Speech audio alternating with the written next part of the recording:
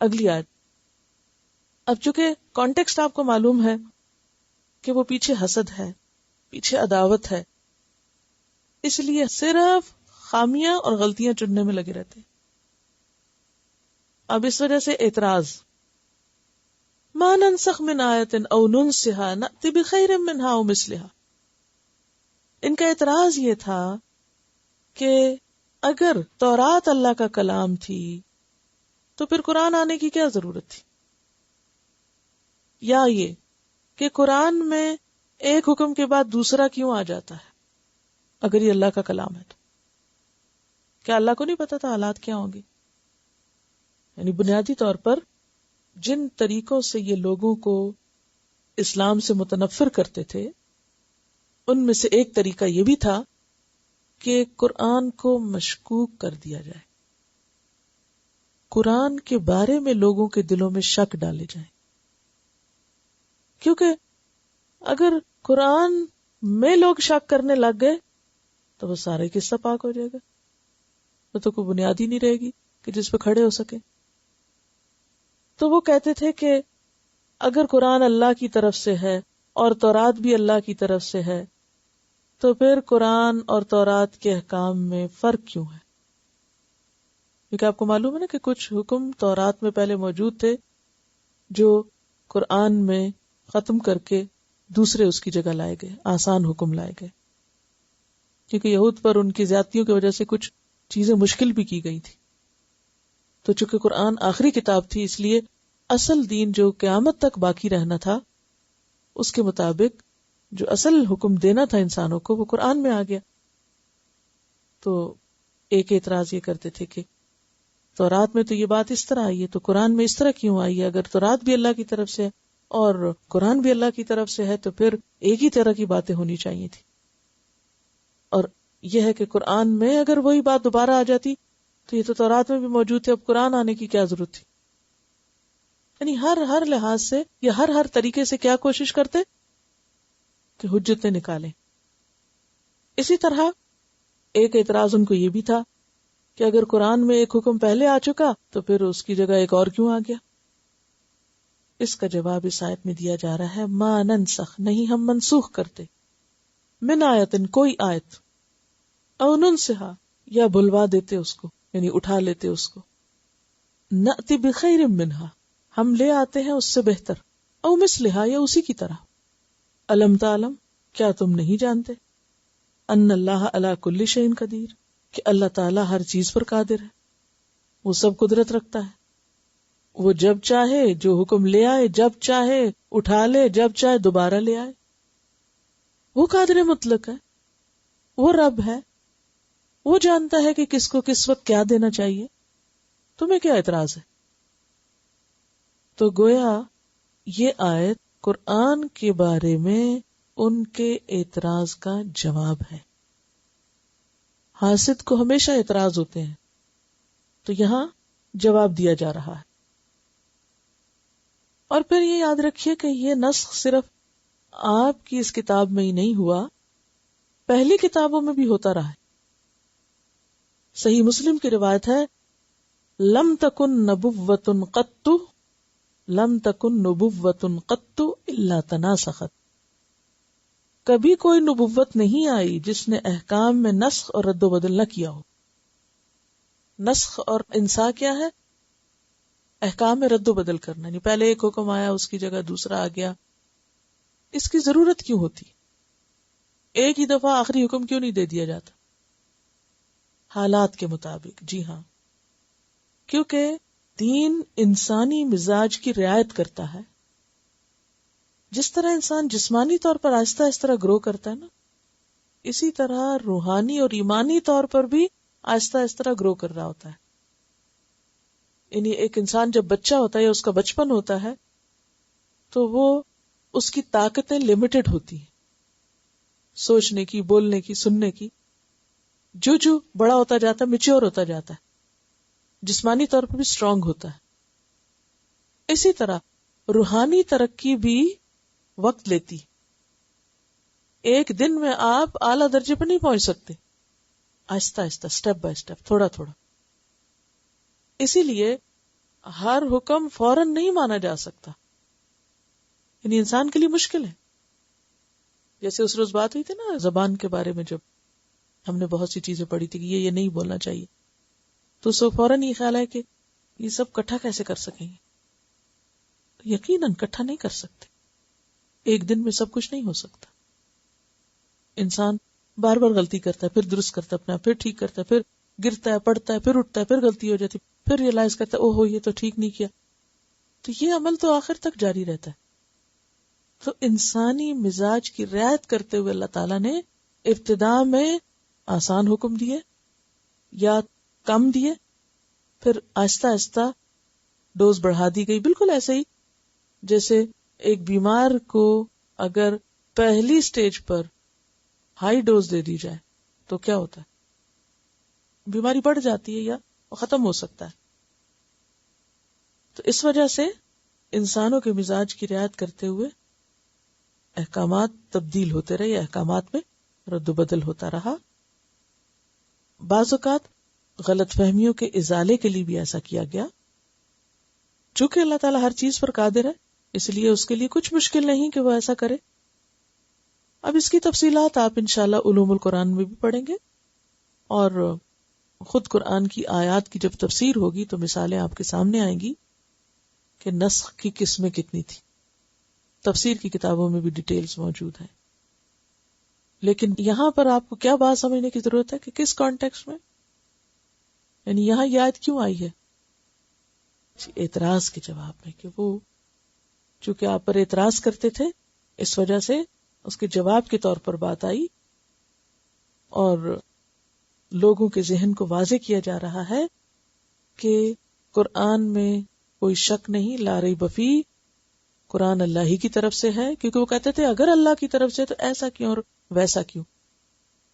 انہیں بتایا جا رہا ہے اللہ ہی ہر چیز پہ قادر ہے، وہی اس کا اتارنے والا ہے، وہی اس کی حکمت جانتا ہے. اسی لیے اللہ تعالیٰ نے اس کو اپنی طرف منسوخ کیا. کیا فرمایا؟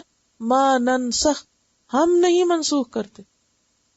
اپنے طرف اس کو کی جاتی نہیں، ہم نہیں منسوخ کرتے، ہم نہیں مؤخر کرتے، مگر یہ کہ اس سے بہتر لاتے. یعنی یہ رد و بدل کس لیے ہے؟ بہتر لانے کے لیے، یا اس جیسا لانے کے لیے لیکن ذرا بعد میں لانے کے لیے. اور تمہیں اس میں اعتراض کیا ہے؟ تمہیں کیا مشکل لگتی؟ اللہ ہر چیز پہ قادر نہیں، ہو تو سب کچھ کر سکتا ہے. پھر مزید وضاحت کی گئی. الم تعلم، کیا تم نہیں جانتے، کیا تمہیں نہیں پتا، ان اللہ، کہ بے شک اللہ تعالی، لہو ملک السماوات والارض، اس کے لیے ہے آسمان اور زمین کی بادشاہت. تو جس کے لیے بادشاہت ہوتی ہے پھر فیصلہ کس کے لیے ہوتا ہے؟ اس کے علاوہ کسی اور کے لیے؟ یہ لفظ کیوں آیا کہ اس کے لیے ہے ساری بادشاہی؟ ساری کائنات کے اختیارات اس کے ہاتھ میں ہیں. تو قرآن اتارنے کے معاملے میں بھی تمہاری مرضی نہیں، اس کی مرضی. احکام دینے میں، ان کو بدلنے میں، پہلے لانے میں، بعد میں لانے میں، سراسر اس کی مرضی. وَمَا لَكُم مِّن دُونِ اللَّهِ مِن وَلِيٍّ وَلَا نَصِيرٍ، اور تمہارے لیے اللہ سے بچانے والا پھر نہ کوئی دوست ہوگا نہ مددگار. اگر تم نے اللہ کے احکامات کو نہیں سمجھا، اس بات کو نہیں مانا، تو پھر تمہیں اللہ کی پکڑ سے بھی کوئی نہیں بچا سکتا. تم رسول اللہ صلی اللہ علیہ وسلم پر نہیں، براہ راست اللہ تعالیٰ پر اعتراض کر رہے ہو. اور اس سے ملتی جلتی آیتیں آپ کو سورۃ التوبہ آیت نمبر 116، 116، سورۃ العنکبوت آیت 22، سورۃ یوسف آیت 101 میں یہ مضمون بھی ملے گا. ان اللہ لہ ملک السماوات والارض یحیی ویمیت وما لکم من دون اللہ من ولی ولا نصیر. اور پھر اسی طرح سورۃ العنکبوت میں بھی وما لکم من دون اللہ من ولی ولا نصیر، اور سورۃ یوسف میں بھی فاطر السماوات والارض انت ولی فی الدنیا والآخرہ توفنی مسلما والحقنی بالصالحین. حالانکہ یوسف علیہ السلام خود اتنے بڑے مقام پر تھے، لیکن وہ بھی اصل بادشاہ کس کو مان رہے ہیں؟ اللہ ہی کو مان رہے ہیں. ام تریدون، یا تم چاہتے ہو ان تسألوا رسولکم کہ تم اپنے رسول سے سوال کرو، کما سئل موسیٰ من قبل جیسا کہ اس سے پہلے موسیٰ علیہ السلام سے سوال کیے گئے تھے، ومن یتبدل الکفر بالایمان اور جو ایمان دے کے کفر لے گا فقد ضل سواء السبیل وہ تو پھر سیدھے رستے سے ہی بھٹک گیا۔ اب آپ دیکھیے اسی حاسد کی نفسیات کا ایک اور رخ، ایک اور طریقہ، اور وہ کیا کہ جب یہ لوگ مسلمانوں کے دل میں آ کے شکوک و شبہات ڈالتے تھے قرآن کے بارے میں یا آپ کے بارے میں، اور ان کو اکساتے تھے کہ جاؤ یہ پوچھ کے آؤ اپنے نبی سے، ان سے یہ سوال کرو، اور پھر کئی بھولے بھالے مسلمان ان کی باتوں میں آ بھی جاتے تھے، وہ ورغلاتے تھے تو وہ بھی ویسی سوچنے لگ جاتے تھے۔ اچھا، پھر وہ کیا کرتے تھے، آپ صلی اللہ علیہ وسلم کے پاس آ کر وضاحت طلب کرتے تھے کہ ہم نے یہ ذرا سنا ہے، آپ ذرا اس کا جواب دے دیجئے، ہم نے آپ کے بارے میں یہ سنا ہے، آپ ذرا ہمیں واضح کر دیجئے کہ کیا ایسے یہ بات، ہم نے قرآن کے بارے میں ایسا سنا ہے، ذرا ہمارا ذہن صاف کر دیجئے، اور یہ حکم ایسا کیوں آ گیا، اور یہ آیت منسوخ کیوں ہو گئی، اور وہ بات جو پہلے آپ بتاتے تھے اب وہ کیوں نہیں بتاتے؟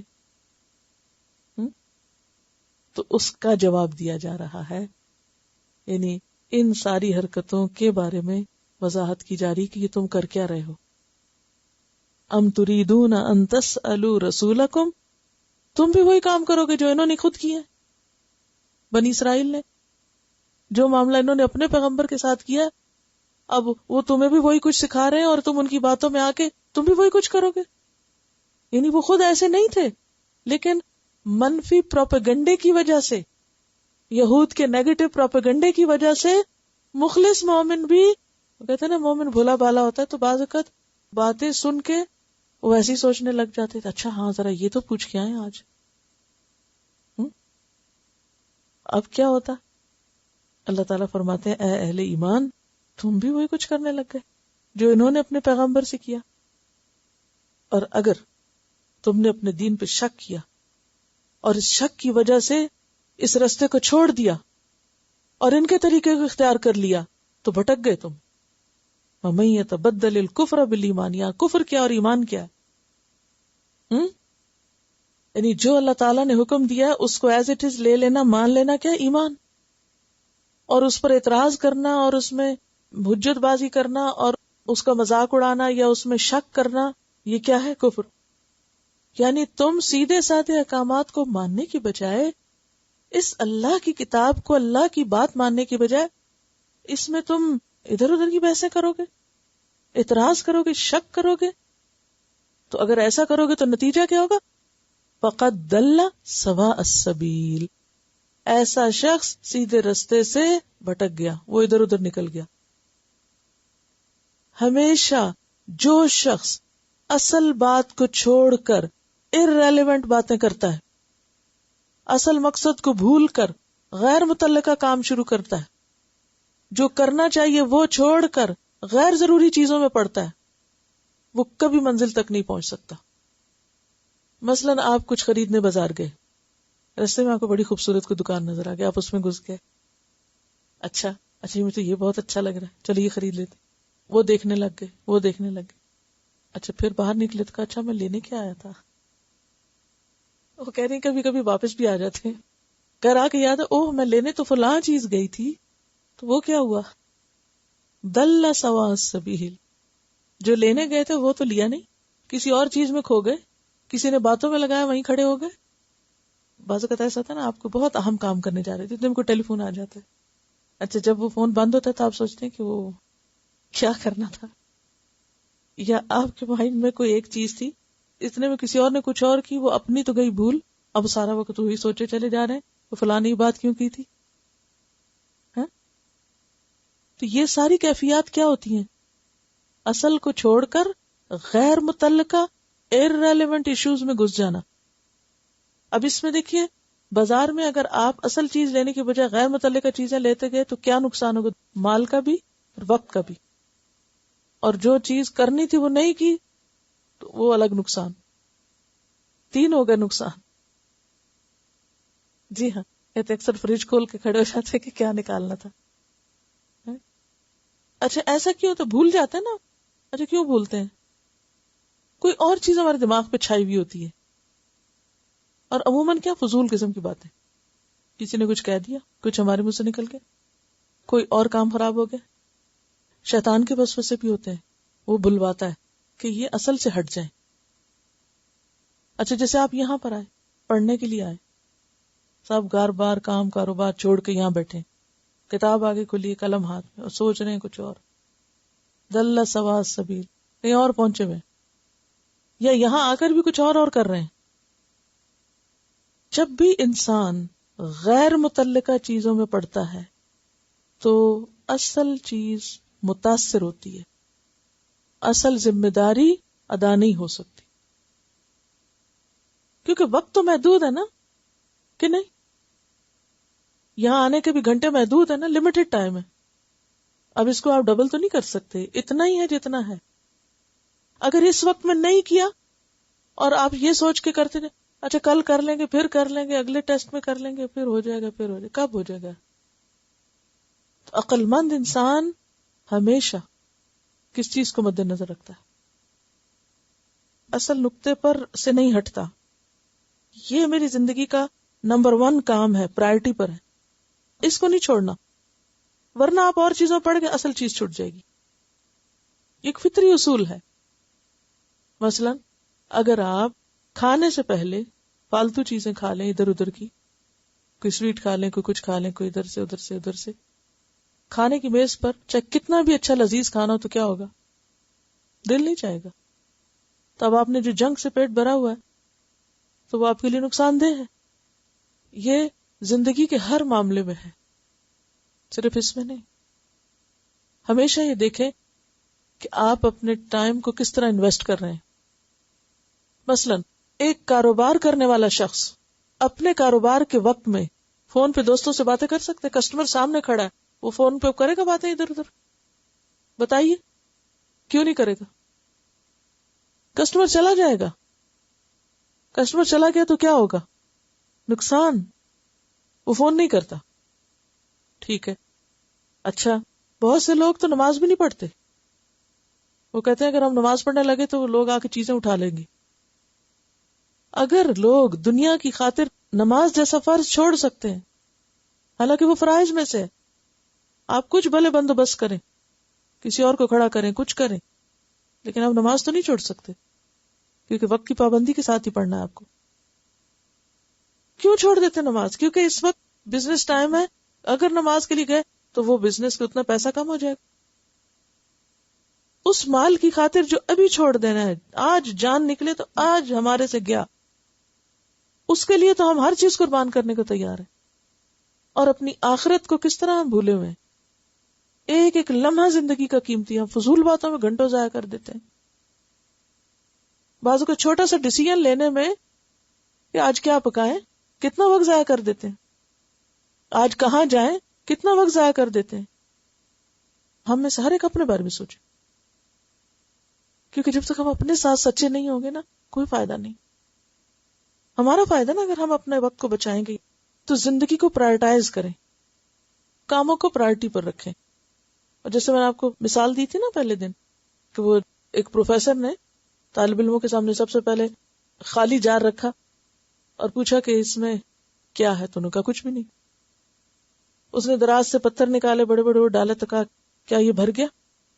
انہیں اوپر تک بھر دیا پتھر. کہاں بھر گیا؟ اس کے بعد اس نے بجری نکالی، وہ ڈالی تو کہا بھر گیا؟ تو کچھ لوگ ہاں بھر گیا. پھر اس نے ریت نکالی اور وہ ڈالی ہلا جلا کے، کہا بھر گیا. پھر اس کے بعد اس نے پانی ڈالا تو کہا ہاں اب بھر گیا. اس نے کہا بھرا ہوا تو پہلے بھی تھا، ایئر نہیں تھی اس میں. اب آپ چاہیں تو اپنا جار ایئر سے بھر کے رکھیں، چاہے تو پتھروں سے بھر لیں، چاہے تو بجری سے، چاہے تو ریت اور پھر پانی. یعنی نقطہ نظر کا فرق ہے نا.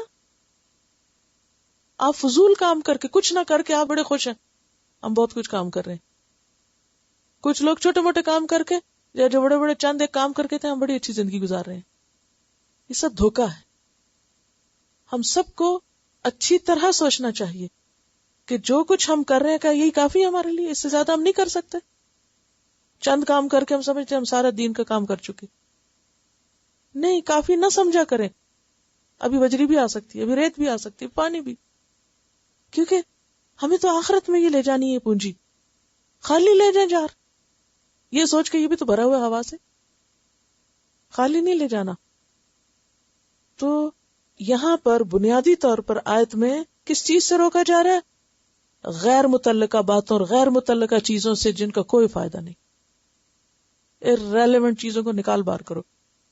جیسے آپ گھر میں سبزی لاتے ہیں پکانے کے لیے، کیا حصہ پکاتے ہیں؟ سب کچھ. غیر ضروری چیزیں چھلکے ولکے اتار پھینکتے ہیں. بالکل اسی طرح اپنی زندگی سے بھی غیر ضروری کام نکالیے، اور اسی طرح دین کے معاملے میں بھی غیر ضروری چیزوں سے پرہیز کیجیے.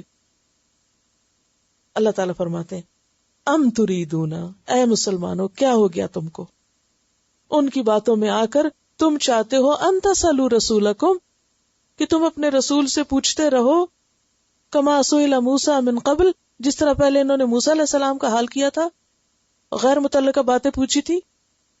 موسیٰ علیہ السلام سے انہوں نے کیا کیا پوچھا تھا؟ گائے کا واقعہ تو ابھی ریسنٹلی آپ پڑھ ہی چکے ہیں. ایک حکم، بال کی کھال اتارنے لگے، کیا رنگ ہو، کیا اس کا عمر ہو، کیا جسم ہو، وغیرہ وغیرہ. پھر اور کیا پوچھا تھا انہوں نے؟ ایک موقع پہ پوچھا ارین اللہ جہرتن، اللہ تعالیٰ کو دکھا دیجیے.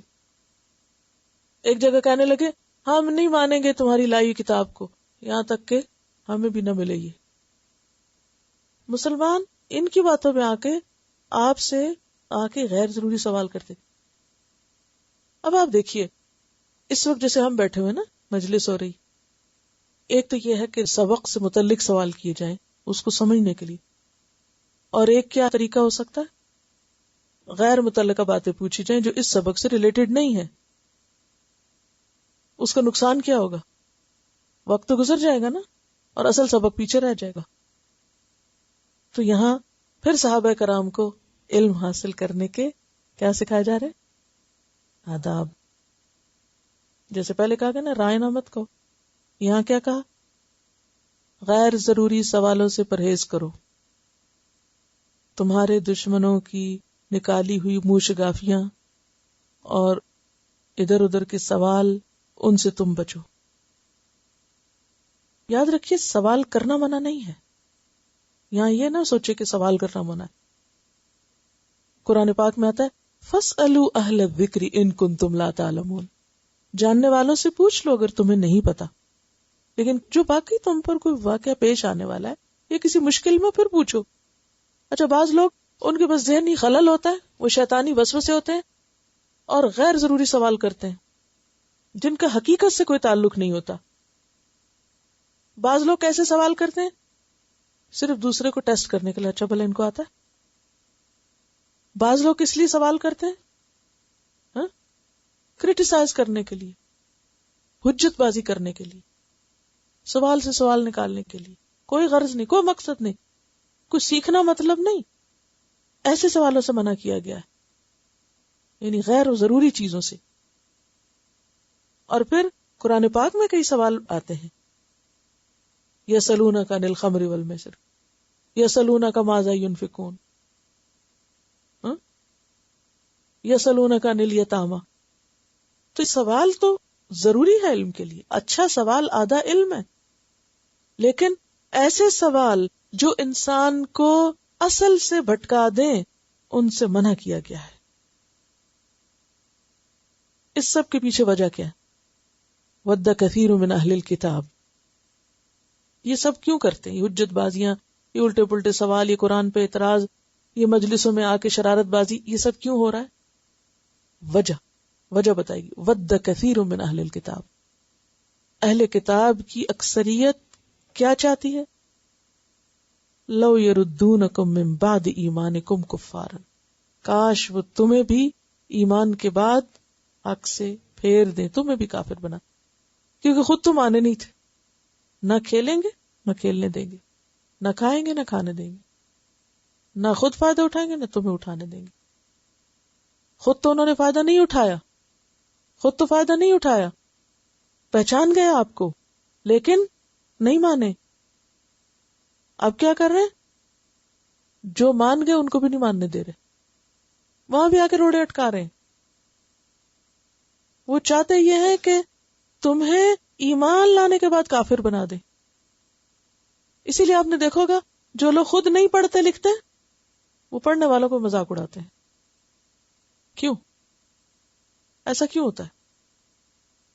حسد کی وجہ سے کہ میں نے یہ کام کر سکی، وہ کیوں کرے، وہ بھی نہ کرے. یہاں پر فرمایا حسدا من عند انفسہم، ان کے نفسوں کے حسد کی وجہ سے.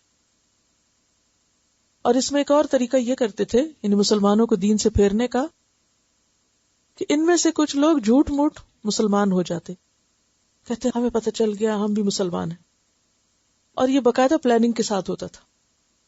اور پھر چند روز کے بعد کہتے وہ دیکھ لیا جی اسلام، وہ سارا پتہ کر لیا، ہمیں تو کوئی سچائی نہیں اس میں نظر آئی، کوئی سچائی نہیں، ہمارا اپنا ہی دین اچھا، ہم تو جا رہے ہیں واپس. یہ سب کیوں کرتے تھے؟ تاکہ دوسروں کو بھی بدظن کرے. اچھا وہ تو پڑھا لکھا شخص تھا، وہ تو کتاب پڑھا ہوتا، اہل کتاب میں سے تھے نا، یہ تو پڑھے لکھے لوگ ہیں، یہ تو زیادہ ہی جانتے ہوں گے، ہم تو ان پڑھ لوگ ہیں،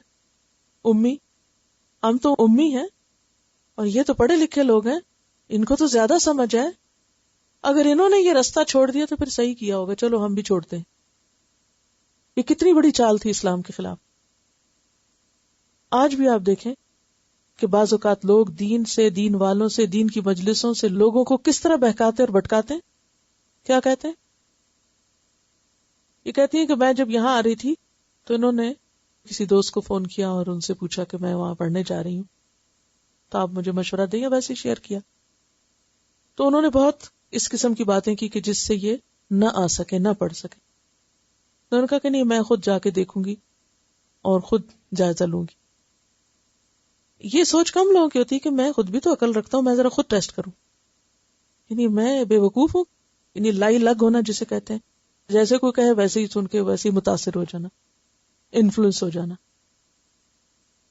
یہ کہتے ہیں بعض اوقات چھوٹی چھوٹی باتوں کے اوپر اعتراض کر کے پڑھنے سے ہٹاتے ہیں کہ نہیں کسی طرح بھی پڑھنا جائز نہیں، گلوز پہن کے یا کپڑے سے پکڑنا بھی قرآن کو جائز نہیں.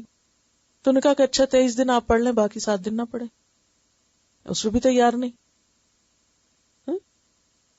تو یہ بہانے ہوتے ہیں اصل مقصد سے ہٹانے کے. یعنی کوئی سوچے تو کہ ہم یہ پڑھ کیوں رہے ہیں، میں اور آپ یہاں کیوں کٹھے بیٹھے ہیں، کیوں پڑھ رہے ہیں، آپ کیوں آئے ہیں، میں کیوں آئی ہوں، کیا مقصد ہے اس کے پیچھے. اور یہ ایک لفظ اور یہ سارا کچھ جاننے کا کہ ہم جو قرآن ہمیں بتاتا ہے ہمیں پتا تو چلے، ہم اپنی آنکھوں سے پڑھیں، صرف سنی سنائی پہ عمل نہیں کریں، ہم صحیح غلط کا فرق پہچانیں اور کچھ کریں جو کچھ کرنے کو کہا گیا ہے، یا کوئی اور بھی غرض ہے. تو اگر اس کو بھی لوگ سمجھتے ہیں کہ یہ کوئی کرنے کا کام ہی نہیں ہے تو پھر معلوم نہیں کرنے کا کام کیا ہے. یعنی بعض لوگوں کا اعتراض یہ ہوتا ہے کہ ان لوگوں کے پاس اور کوئی کام نہیں کرنے کو، اس لیے یہ کام کر رہے ہیں، یعنی ٹائم کلنگ کے لیے، یا یہ کہ اور تو کچھ پڑھا نہیں، چلو اب یہی پڑھ لیں.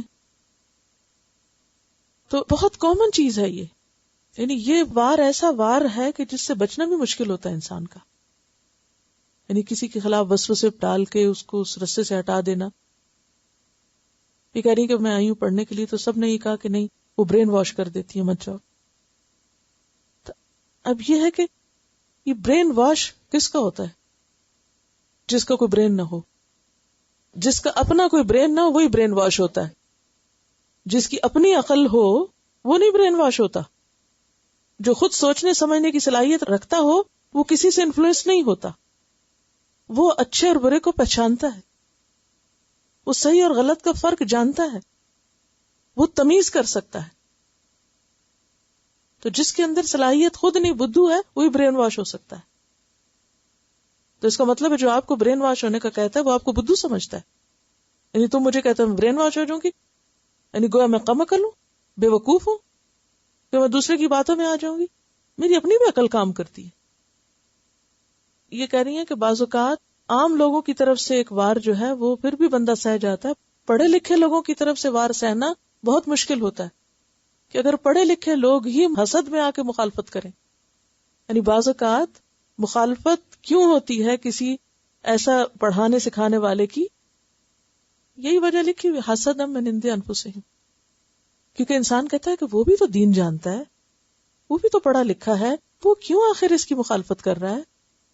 تو اسی کی وجہ یہاں بتائی جا رہی ہے کہ وہ حسد کی وجہ سے مخالفت ہوتی ہے. تو اس وار کو سہنا زیادہ مشکل ہے. تو اس دور کے مسلمانوں کے لیے یہود کے اس وار کو سہنا ایک مشکل کام تھا، کیونکہ وہ اہل کتاب تھے، وہ پڑھے لکھے لوگ تھے. تو یہاں پر کیا کہا جا رہا ہے؟ وہ تو چاہتے ہی ہیں کہ تمہیں تمہارے ایمان کے بعد پھیر دیں.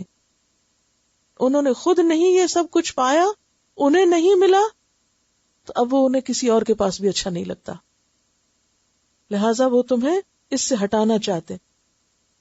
من بعد ما تبین لہم، اس کے بعد کہ ان پہ بالکل واضح ہو چکا ہے کیا؟ الحق کو حق، سچائی کھل کے سامنے آ چکی ہے، پیغمبر پہچانے گئے ہیں کہ پیغمبر ہے، کتاب پہچانی گئی کہ اللہ کی کتاب ہے، پھر بھی نہیں مانیں گے.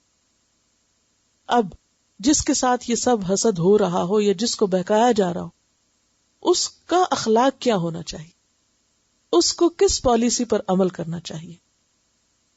نہ مقابلہ، نہ جواب، نہ حساب، نہ کتاب. فاعفو واصفحوا، درگزر کرو، اگنور کرو، جانے دو. واصفحوا، محسوس بھی نہ کراؤ، بدلہ لے سکتے ہو تو بھی نہ لو. اور اپنا اخلاق اتنا اعلیٰ رکھو کہ گویا تم نے کچھ سنا ہی نہیں، گویا تم جانتے ہی نہیں. ایسے لوگوں سے ملو بھی تو پلٹ کر، تو کیسا ملو؟ کھا جانے والی نظروں سے نہیں کہ اچھا تم وہ ہو نا جس نے میرے خلاف یہ لکھا تھا، یا تم وہ ہو جس نے میرے خلاف یہ بولا تھا. نہیں، فاعفو واصفحوا. کیوں؟ اس لیے کہ جو سکھانے والا ہے اس کا کردار اور اخلاق یہ ہونا چاہیے کہ وہ اپنے دشمن سے بھی محبت کر سکے، ورنہ دین نہیں پھیلا سکے گا. تو جب تک آپ اپنے حاسدوں سے بھی محبت نہ کر سکیں، ان کی بھی بھلائی اور خیر خواہی نہ سوچ سکیں، تو آپ ان کی اصلاح نہیں کر سکتے. جبکہ سکھانے والے کے اوپر لازم ہے کہ وہ ہر ایک کا بھلا سوچے، ہر ایک کا سوچے، وہ مقابلے پہ نہ اترے کہ تم ایسا کرو گے تو میں تمہیں ایسے کاٹ کروں گا. نہیں. کیوں؟ اللہ تعالیٰ قرآن پاک میں فرماتے ہیں وَاصْبِرْ عَلَىٰ مَا يَقُولُونَ، جو کچھ یہ کہتے ہیں، باتیں بناتے ہیں، اس پہ صبر کرو. وَاهْجُرْهُمْ هَجْرًا جَمِيلًا، ان کو چھوڑو تو آسان طریقے سے چھوڑو. وَلَقَدْ نَعْلَمُ، ہم جانتے ہیں کہ تمہارا دل تنگ ہوتا ہے اس پہ جو یہ باتیں کرتے ہیں، تم دکھی ہوتے ہو، تم غمگین ہوتے ہو، کیونکہ غلط قسم کی باتیں انسان کو خوش تھوڑی کرتی ہیں. پڑھ کے یا سن کے تکلیف تو ہوتی ہے نا، لیکن جواب میں تمہیں اس لیول پہ نیچے نہیں آنا. تمہیں کیا کرنا ہے؟ اعلیٰ ترین اخلاق کا مظاہرہ کرنا ہے. اسی لیے سورۃ حامیم سجدہ میں کیا آتا ہے؟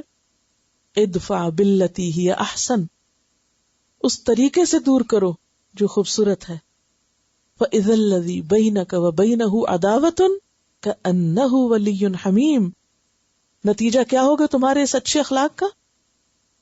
کہ وہ شخص جس کے اور تمہارے درمیان دشمنی بھی ہے، عداوت بھی ہے، وہ ایسا ہو جائے گا گویا گہرا دوست ہو، دلی دوست ہو. آج کے دشمن کل کے دوست ہو سکتے ہیں. کس سے؟ اچھے اخلاق سے. لہذا فاعفو واصفحوا، معاف کر دو، درگزر کر دو. حتی یأتی اللہ بامرہ، یہاں تک کہ اللہ اپنا فیصلہ لے آئے. اور وہ فیصلہ کیا ہے؟ دین کی تکمیل کا، کامیابی کا. ان اللہ علی کل شیء قدیر، بے شک اللہ تعالی ہر چیز پر قدرت رکھتا ہے. قرآن پاک میں کچھ اور آیتیں اسی مضمون کی وضاحت کرتی ہیں.